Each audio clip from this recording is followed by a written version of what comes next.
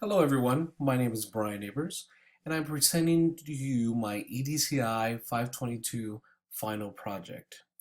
My project is based on my music theater class, which primarily consists of ninth and 10th grade music theater students, and the unit would be comparing and contrasting jukebox, rock, and fantasy musicals.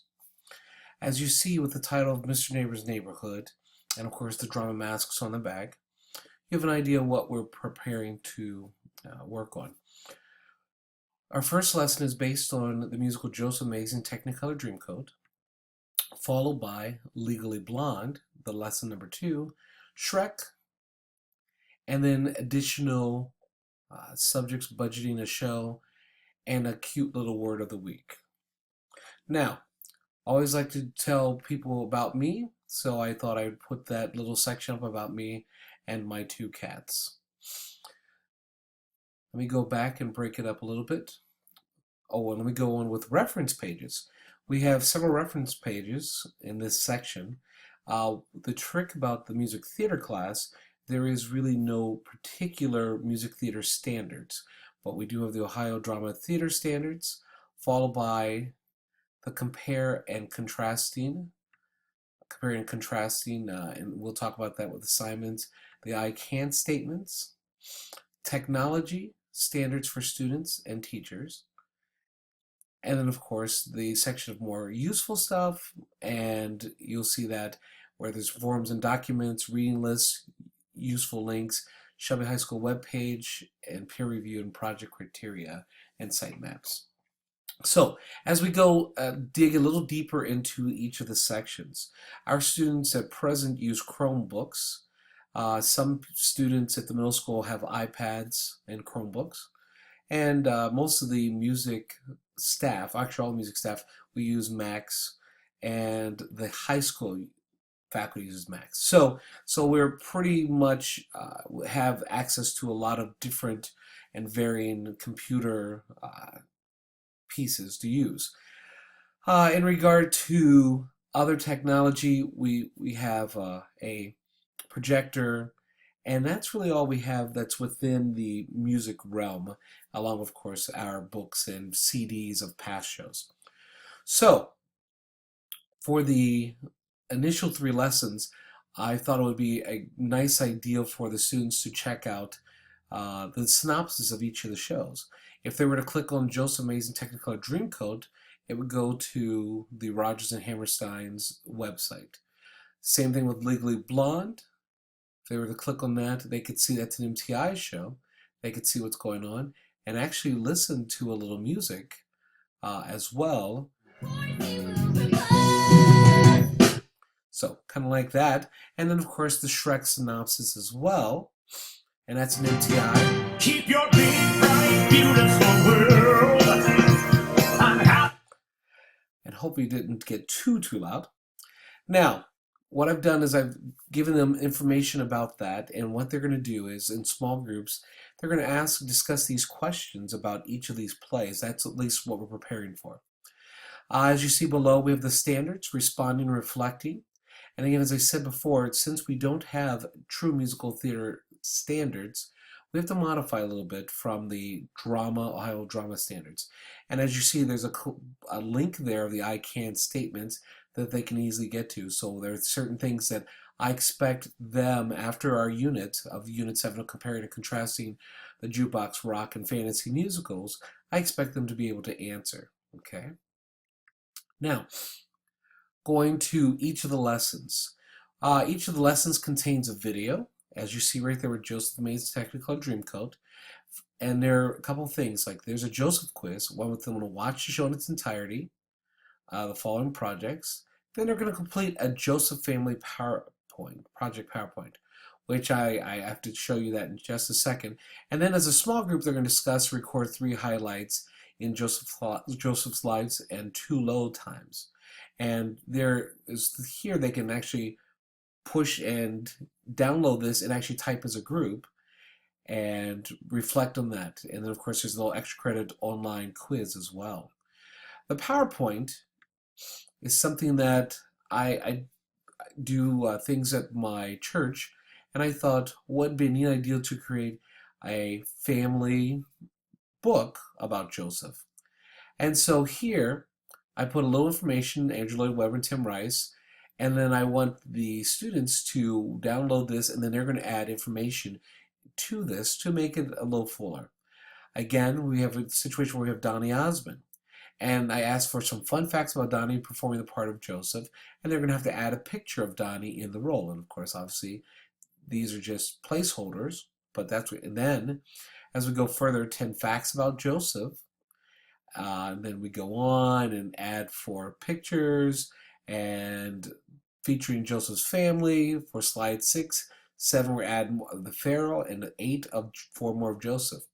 And again, uses as some placeholders and showing the students that something that they can do, where you have some visual signage of Joseph and posters. And then there we see the family portrait and another family portrait there. So I thought that was a neat idea to get them thinking outside of the box. Going on to Legally Blonde, the second lesson, we have pretty much the same thing, but this time they're watching a show in its entirety like Joseph, and they're going to take a Legally Blonde quiz. And the link is there, and it's done in a Google form. And so they can answer the questions and then submit it, and so on. Of course, it will be corrected after that. And then, of course, there's another extra credit which they can actually do, and that's a copy of the hard copy of that. But they can actually do another extra credit Legally Blonde online quiz as well. Finally, the third one, Shrek. The assignment is watch the clip in its entirety. And this clip, I believe, is roughly about no more than 10 minutes long. And what they're going to do is they're going to reflect what they saw and submit a 1/2 page paper typed single space on Google Docs. And then I tried something a little different with them. I would say, which fairy tale character did you feel was missing? And then I would actually see how they would like to create a costume and what it would look like. And so obviously we'll do this by hand, but it just gives us another, I guess, in depth or another avenue to see their creative skills, especially in a class such as music theater, where you may be asked to draw costumes or draw a set. So, and then of course the budget, and this is kind of a fun one. The budget for the show is expensive, and so I think that a lot of people in our class they really never realize how much it costs to put on a show. So we created a budget. So clicking on the budgeting a show, they can actually see the numbers, creating a musical theater budget, and here's some ideas of that. And it shows people what incomes are needed and things like that, and publicity and how much projective total expenses, and even for a high school production of the 37,000. So this gives the kids an opportunity, the students see an opportunity of that. They can download this one as well to budget for a show, and that allows them to also get a view of how to create their own budget as well. And this particular budget is run through numbers, and obviously it can be converted to whichever class or whichever section they use. And this is just a little brief one I created, which talks about costumes, props, royalties and rights, makeup, and so on and so forth. And so after they're done, we'll sit and discuss how much they think it would cost for their show that they're going to create. As we go back to the website, the word of the week, as we see right here. And I thought it'd be kind of neat if we put some different words of the week to see if it keeps them focused, and see if they remember words that they're going to do experience. Okay, as I said before, there's the little bio about myself. And then we go to the reference pages again, as I showed you before, the Ohio Department of Education, the Drama Theater Students Standards. There's for K through 12, and as you go further on, you'll find the 9 through 12 as well. And as of course, our big things are creating, performing, producing, responding, reflecting. So, and there we have our I can statements, as you saw earlier, along with the technology standards for students. As we see there are the standards for the students, And there we go. And the standards, obviously, for the teachers are right there. Now, under more stuff, forms and docs, we have some forms.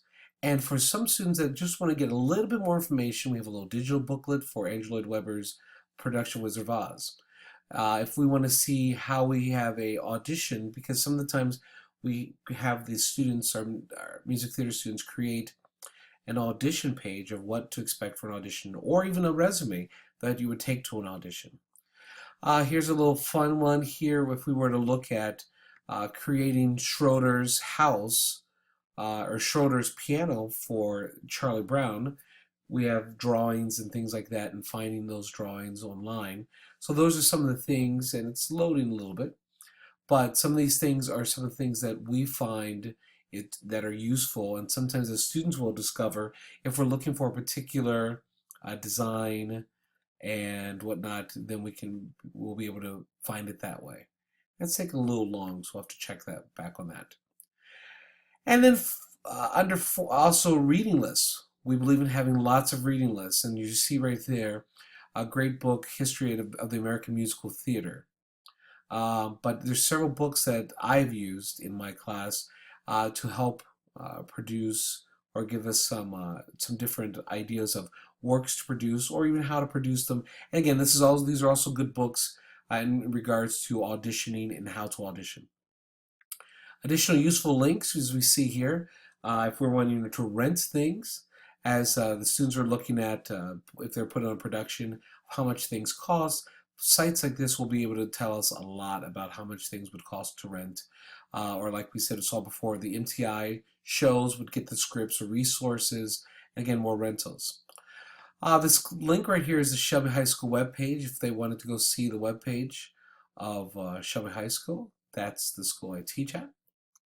And there it is right there. And Schroeder's, I want to go back to Schroeder's. This was the design that was created, but this is Schroeder's piano, and they showed people how that could happen, and pretty actually intense. Most people don't realize how intense and how detailed some of these things are, but a nice little design right there. Okay, going back to the peer review. I discovered with my peer review, there's some questions that I wanted to see what people thought about and if things were working the way they felt. And in response, there are a lot of nice comments about it. And so I decided to put it in written form response. And then I also, being the ADHD student that I am, I also like to see it in graph form or in colors. And so that's what I thought I would add on there as well. So we have an idea of what to expect or some errors that I need to correct. Let's see. And then, of course, the project criteria, I did use 6 different tools: the Google Docs, PowerPoint, Google Forms, Google Sheets, Google Sites, and the YouTube. And in addition to, of course, as I said before, what our students normally use. And then, of course, this is my sitemap of all the different things that I'm using or I've used. And that is it. Thank you for allowing me to share this time with you, and have a great rest of the day.